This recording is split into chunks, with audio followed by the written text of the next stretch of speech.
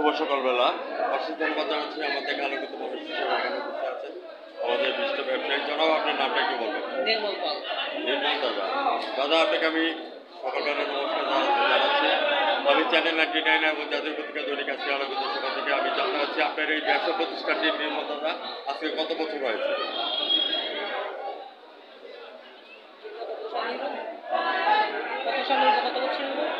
ব্যবসা বলতে তো 20-25 বছর। 25-25।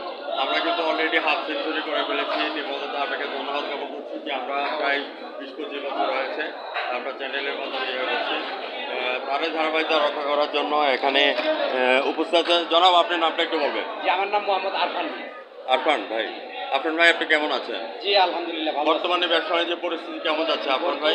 বর্তমানে ব্যবসার পরিস্থিতি তো এমনি এইভাবে দেশের পরিস্থিতির অনুসারে সবাই বলে দাম কমছে। আসলে যারা ব্যাপারীরা মাল টাল নিয়ে আসে তারা আসলেও বলতেছে যে না, ওইখান থেকে তারা কমে নিতে পারতেছে না, তার কারণে আমরা কমে বিক্রি করতে পারতেছি না।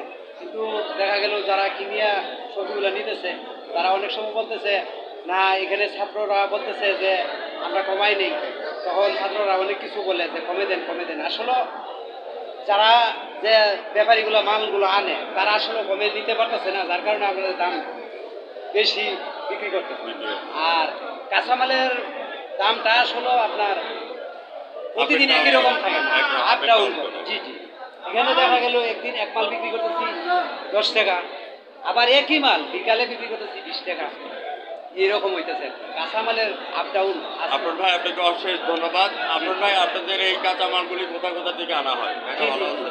মালগুলা তো আনা হইতেছে আপনার মেহেরপুর থেকে আসে, বগুড়া থেকে আসে, পাবনা থেকে আসে, ওই দিক থেকে আসে।